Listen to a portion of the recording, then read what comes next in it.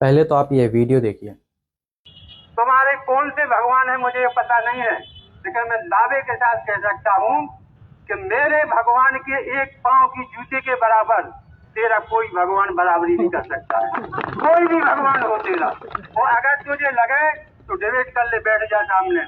तेरे भगवान के नाम के लोग स्टेशन पर भीख मांगते मिल जाएंगे। दुर्भाग्य की बात यह है, ये वीडियो बुंदेलखंड की पावन धरा ललितपुर से एक जनप्रतिनिधि के द्वारा बोला गया है। बुंदेलखंड की वह पावन धरा जो हमारे आराध्यों की चरण रज से अभिभूत है, जहां पर भगवान ने अपनी लीला करते हुए निरावरण चरण विचरण किया, वह धरा जिसके लिए महाराजा छत्रसाल ने अपने प्राणों की बाजी लगा दी और मुगल आक्रांताओं से इस धरा को अक्षुण्ण रखा, जहां पर महारानी लक्ष्मीबाई हर हर महादेव का उद्घोष करते हुए रण क्षेत्र में कूद गईं और अंग्रेजों के दांत खट्टे कर दिए।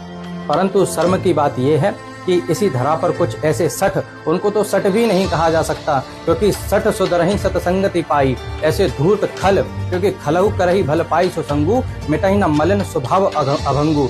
खल कितना ही शिक्षा प्राप्त कर ले, कितना ही सत्संगति कर ले, पर उसका स्वभाव नहीं जाता। कुछ ऐसे धूर्त लोग अभिव्यक्ति की आजादी के नाम पर हमारे आराध्यों को, हमारी आस्थाओं को और भारत की आत्मा को कलंकित करने और बार बार अपमानित करने का कार्य करते हैं और अपने आप को बाबा साहेब का अनुयायी बताते हैं। अरे अगर खुद ही थोड़ा चिंतन करके पढ़ लेते, बाबा साहेब भीमराव रामजी अंबेडकर जी ने जब संविधान को पूर्ण कर लिया और उसमें हमारे भारत की हजारों सालों की परंपराओं को, संस्कृति को सरोकार करने का जब उनके मन में विचार आया, तो डॉक्टर राजेंद्र प्रसाद जी के पास जाते हैं और दोनों मंत्रणा करते हैं कि इसको कैसे आगे हम अपने संविधान में परिलक्षित करें।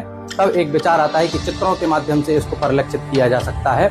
तब डॉक्टर राजेंद्र प्रसाद जी कहते हैं, वन पिक्चर स्पीक 1000 वर्ड्स, एक चित्र हजारों शब्दों की कहानी कहता है। तब 22 चित्रों का एक चयन किया गया और संविधान में उनको स्थान दिया गया, और जहां पर हम अधिकारों, जिस हिस्से में हम अधिकारों की बात करते हैं, उस हिस्से में प्रभु श्री रामचंद्र जी का चित्र को स्थान दिया गया। परंतु आप पश्चिमी हवाओं से ज्यादा प्रभावित रहते हैं, आपको भारत के उदाहरण समझ में नहीं आएंगे, इसलिए मैं आपको पश्चिमी उदाहरण देता हूँ। एरिक डाइकन की book chariots of the God, उसमें वो लिखते हैं कि रॉकेट साइंस के जनक वर्नर वॉन रॉन और उनके गुरु हरमन ओ वर्थ अपना ज्ञान वर्धन करने के लिए वेदों का पाठ किया करते थे।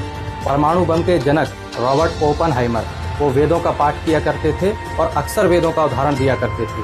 16 जुलाई 1945 को न्यू मैक्सिको में जब उन्होंने परमाणु परीक्षण किया और उसकी आग को देखा, तो उस आग को देखते हुए उन्होंने भगवत गीता के 16वें अध्याय के 32वें श्लोक का उदाहरण दिया था। और आप कहते हैं कि हमारे भगवान का नाम लेकर लोग रोडों पर भीख मांगते हैं, तो पहले आप अपना ज्ञान वर्धन कर लीजिए। और आप जिस धरा पर खड़े होकर यह बात कर रहे हैं, उसी धरा पर अनेकों ऐसे महापुरुष हुए हैं जिन्होंने हमारे भारत की संस्कृति को और हमारे राष्ट्र का नाम विश्व पटल पर स्थापित करने का कार्य किया है। ऐसे कुछ धूर्त लोग अपने कुकृत्यों के द्वारा अपनी सस्ती राजनीति को चमकाने के लिए और अब सस्ती लोकप्रियता प्राप्त करने के लिए अपनी वाणी के द्वारा अब हमारे आराध्यों का तो अपमान करते ही हैं, उसके साथ साथ संविधान का भी अपमान करते हैं और बाबा साहेब का भी अपमान करते हैं। इसलिए हम सभी को ऐसे धूर्त लोगों के विचारों के बहकावे में नहीं आना चाहिए और हम सभी साथ आएं और अपने राष्ट्र की उन्नति में अपना योगदान दें और अपने विचारों को शुद्ध करें और सभी का साथ दें। जय श्री राम।